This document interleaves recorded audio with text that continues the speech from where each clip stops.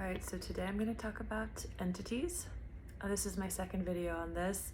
The first one had some audio trouble, so I'm going to record a new one. I want to talk about entities. I have a particular expertise in this area because I was initiated into several experiences where I had to become aware of the reasons why myself and others attract unpleasant energies to ourselves. And first I want to say, just right off the bat, that the reason why entities are attracted to us is because parts of our mind are vibrating in low levels of energy, right? Low levels of energy being anything underneath peace and wholeness and at one-ment, right, with self, like contentment. If you have parts of your mind that are full of rage, or you have intense self-loathing, if you have a really intense inner critic, if you have a thirst for power, if you want to dominate other people, if you check out of your body, if you dissociate, right, essentially you vacate your home, your house, which is your mind, your chakra system, your body, right, all of that can invite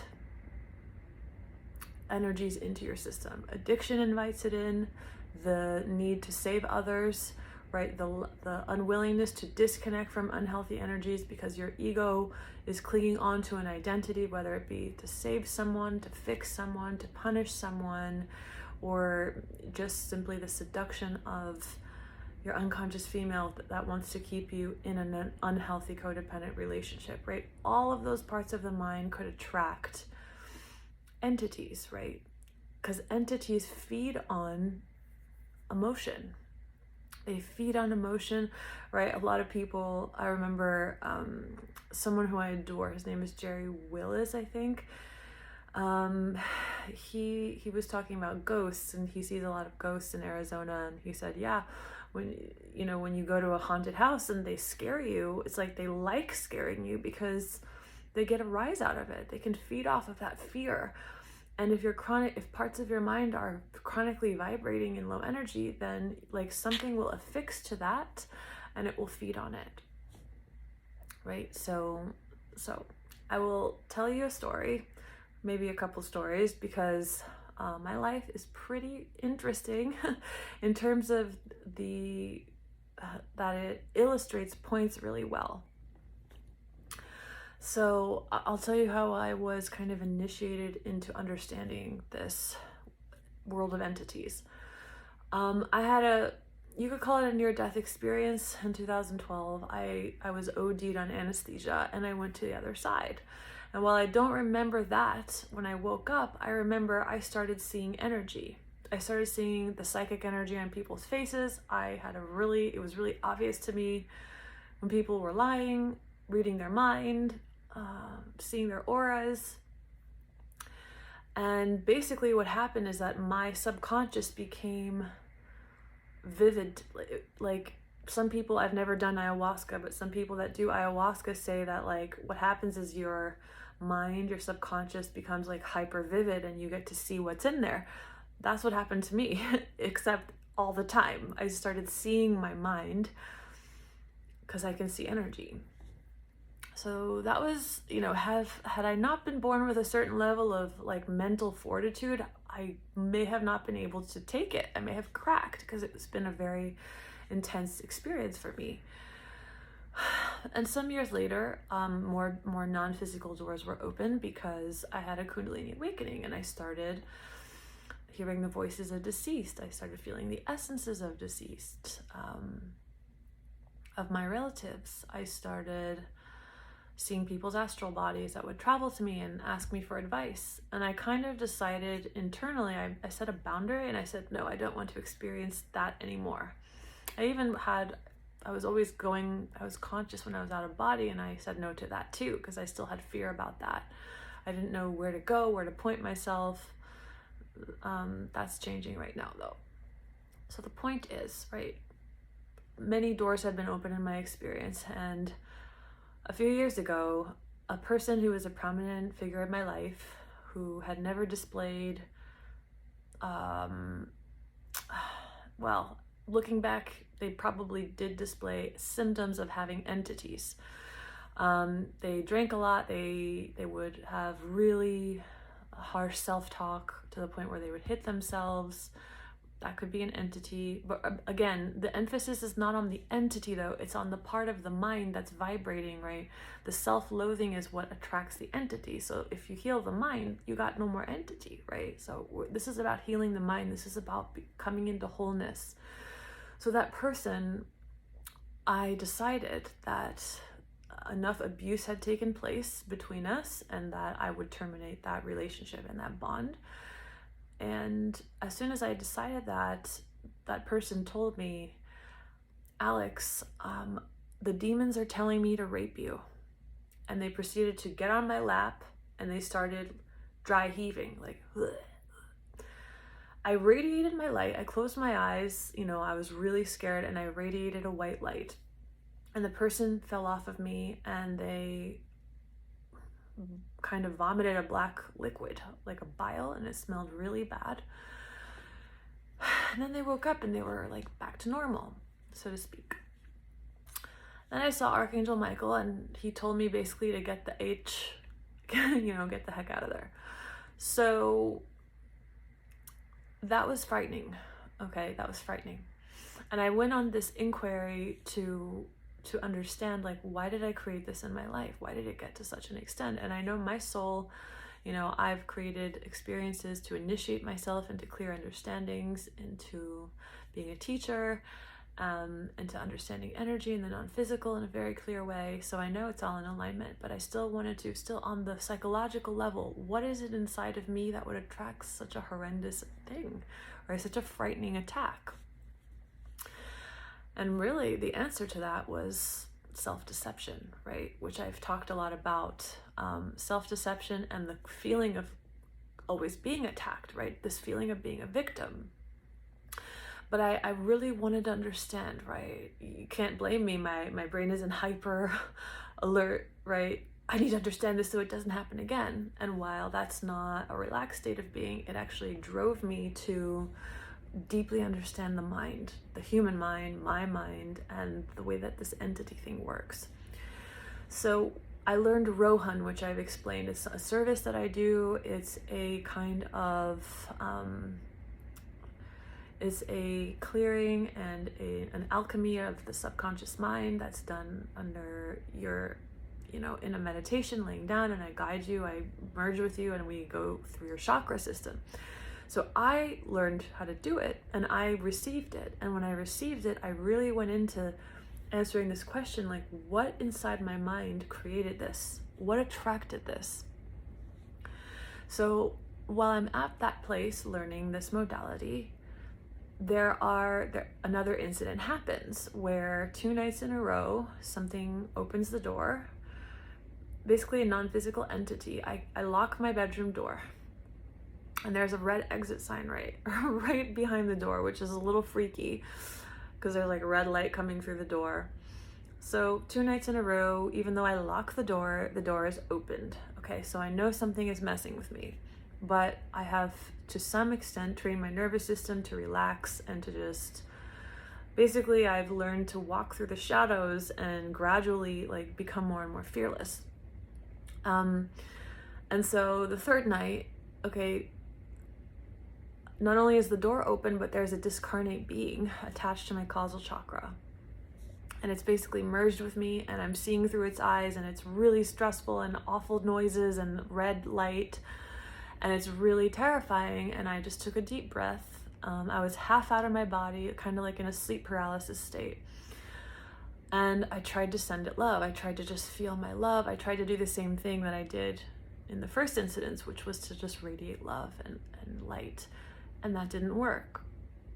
And the next thing that I did was I said the names of God in Hebrew, and that thing just disappeared. It flew away, which was interesting for me to notice, because it brought to memory lots of Jewish lifetimes that I've had. But also, like, the energy of that was like me standing up for myself. It wasn't just being love, right? I talk a lot about male and female qualities, compassion and firmness, right? I stood up for myself. I said, no. And I said the names of God in Hebrew in a very firm kind of like, very firm way. I don't know how else to say it. And I was rattled, right? My heart was beating really fast. And again, I said, what is it in my mind that creates this? And so then I started on this understanding of self-deception, right? An energetic and vibrational match to rape and molestation is self-deception, which means lying to yourself, right? And what does that look like? That looks like you knowing something about a situation, right? You having an intuition, a knowing, you seeing something clearly, you seeing something for what it is, but your mind convinces you to ignore it, right? So I know this is off. I know this is wrong. I know that there's something really off about this person. Oh, but you don't have any proof, so you're crazy. Oh, but nobody agrees with you. Oh, but let's ask everybody's opinion to see if anybody thinks it could be true, right? Looking for validation, looking for proof, right? If you can't, if nobody else sees it, then you're clearly delusional, right? So there's this battle, which is why I talk a lot about the battle between the sexes, between the intuitor, between the receiver, the sensor, and the mind. And so self-deception, right? It's the lowest vibration in the universe, because if you are the divine manifested, and what you know and how you perceive and what are your intuitions and what the information is being given to you, if you are God and God is communicating to you, through you, as you, and you deny God, you deny it, then you are denying God, and therefore you are in the dark. Therefore you are in the dark, right? You are denying reality. You are denying truth. And of course, the ultimate fundamental truth is that all is divine, but how is it showing up in a relative sense? You are being shown this. And for various reasons, we hide the truth from ourselves. We stay blind because if we stay blind, that's convenient and safe, and we don't have to take action, and we don't have to face ourselves. We don't have to face our fears about what it would mean if I were to let myself see something, right? So staying blind, deceiving myself, talking myself out of my intuition, staying blind to a situation means that part of you is not present, right? You are vacant. You are not in your house. And so the shady characters that are in the ethers, right, vibrating at various levels of energy. So if I'm in the energy of denial, right, and underneath that denial is a really extreme fear of maybe making it on my own, or taking actions, or relying on my decisions, right? There could be an entity that would feed on that. And so entities, they feed on, like intense lack of self-respect. How often have you dealt with a person who has lied to you so many times, and when they lie to you, right, even though you know they're lying, you feel a haze come over you, and you fall for it again. It's because possibly a very unempowered part of you wants something from that person. So if you're in an abusive relationship and you let yourself be lied to, it's because you want something. Maybe a disempowered part wants the financial benefit from the relationship, or the status benefit, or the image benefit, right? This kind of darkness which stems simply from not being whole, not feeling empowered. This could attract energies because they feed on low emotions, right?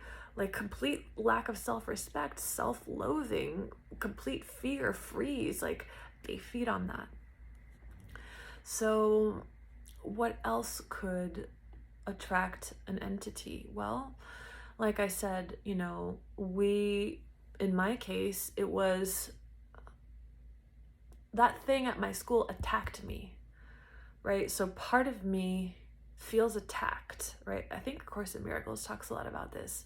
The part of me feels attacked, like I can be attacked, and that's an unempowered part of myself that feels like I don't create my reality, right? Oh, people are doing this to me. Everybody's lying to me. Everybody's messing with me, screwing me over. But the truth is that I know that what I'm looking at is an unsavory, unhealthy thing that I simply have failed to respond to in a healthy way. I haven't decided to leave the situation. I haven't decided to do something for my well-being, right? So that vacancy of the mind, right? Me not occupying my chakras, me not in my root chakra, taking action, right? Taking action, appropriate, healthy action, that could invite, right? As Eckhart Tolle says, when the master is not home, all kinds of shady characters can get in. So of course, on the other side of like deep, you know, of someone who displays the victim is someone who displays, like, you could call it the narcissist or the abuser. And at the end of the day, that comes from the same place. So it's the same energy. That's why we attract. It's not that I'm behaving like that person, but it's the root cause, the root energy is the same, which is extremely low self-esteem, right? Low self-esteem, low self-worth.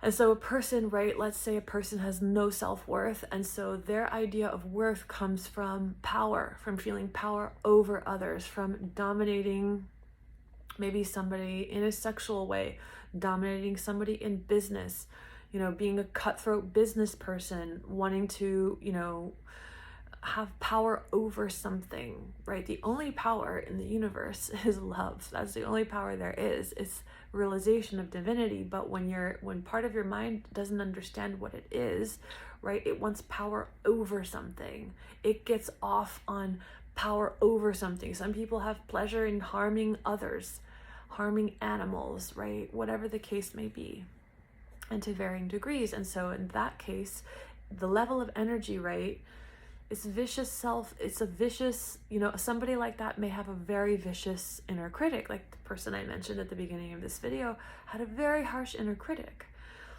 The demons are telling me that I need to rape you. It's like, what's a vibrational match to that? It's extreme self-loathing. The voice of the self-loathing, the voice of the critic is completely overpowering a realization of the soul, of the heart. And so it's, beings are feeding on that and actually driving that vehicle. So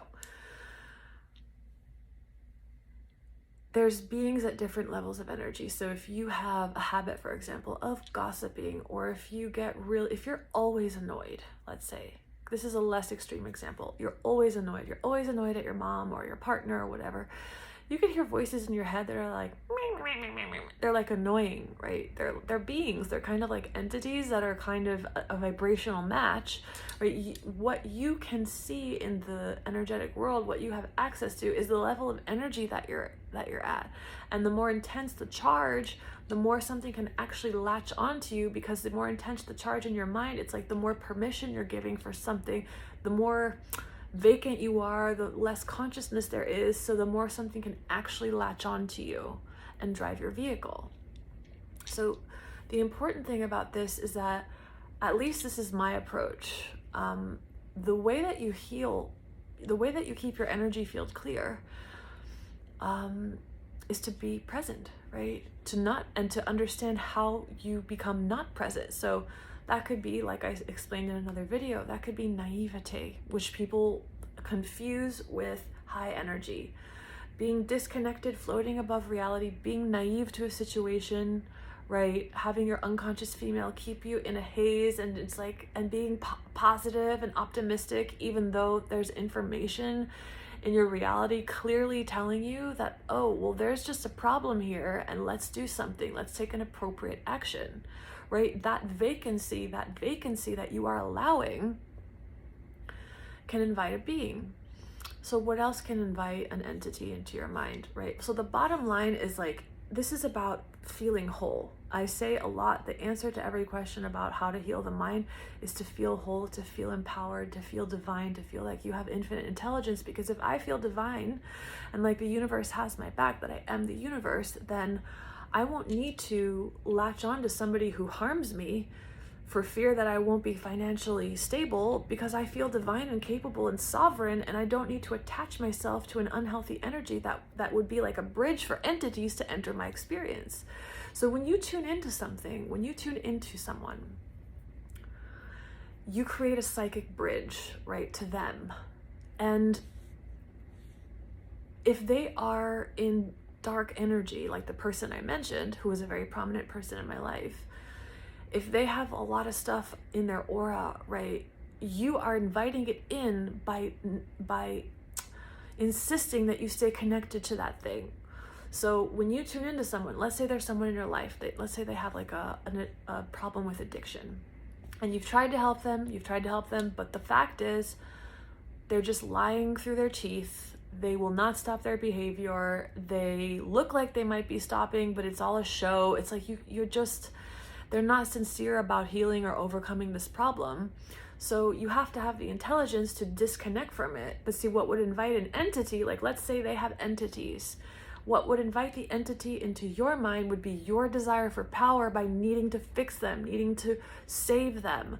The need to save someone to the detriment of your health, the detriment of your well-being, is dark energy, and it invites unsavory energies into your experience.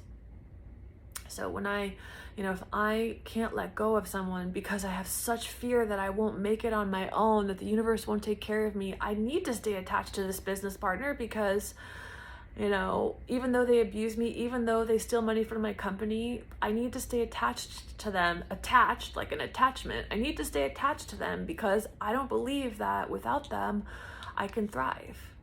Right? How many iterations of that story are there? You can't leave a partner because you won't thrive, even though they're horrendously unhealthy for you, right? It's because you can't disconnect from them. And so therefore, whatever they are working with, you are inviting into your experience by your attention to it and by your lack of knowledge, your lack of self-knowledge, your lack of willingness to see the limiting beliefs that you have, the constructs that you have that keep you limited and small and not sovereign and not empowered and not feeling divine, right? You're in the dark, believing you're separate from life, thinking that you need something from someone, that something else is your power source, right? Believing that something outside of me is my source can invite something in.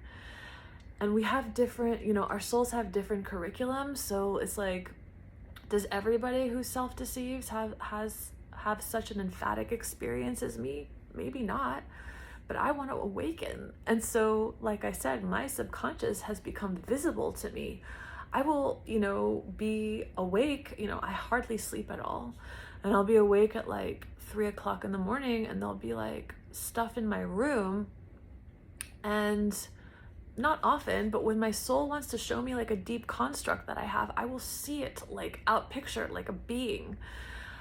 Like I saw before I went to a meditation event, like a motel sign, it said, "You will never be happy."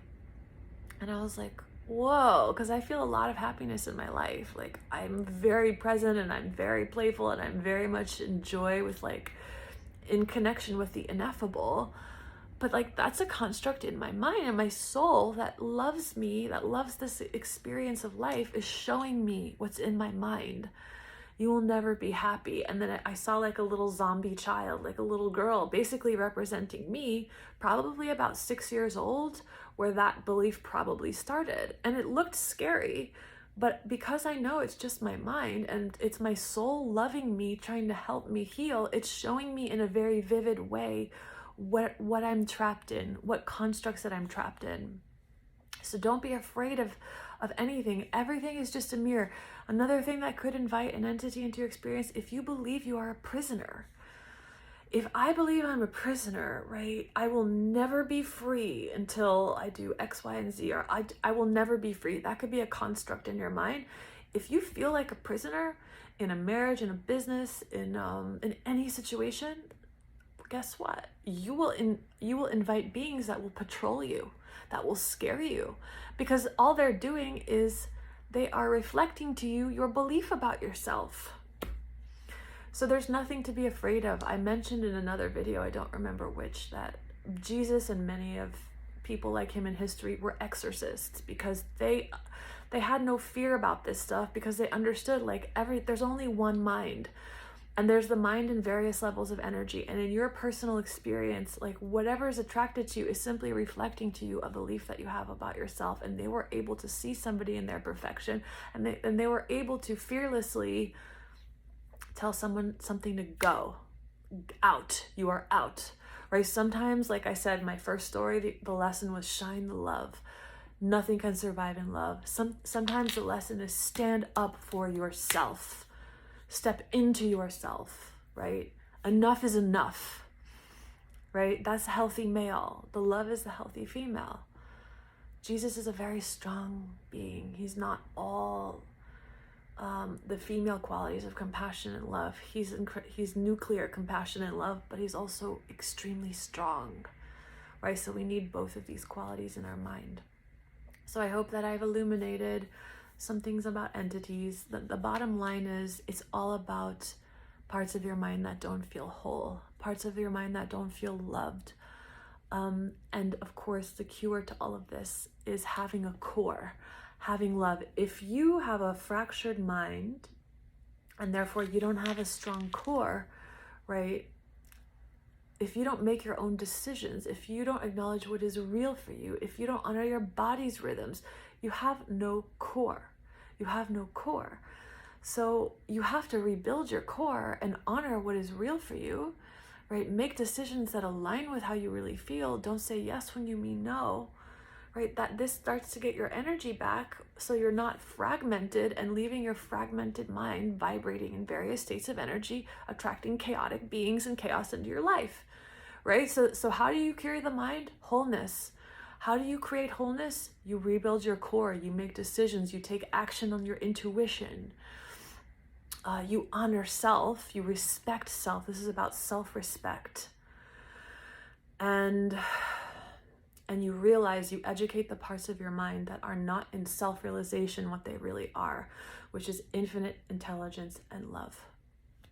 So that's my message for today. I hope you have a beautiful day.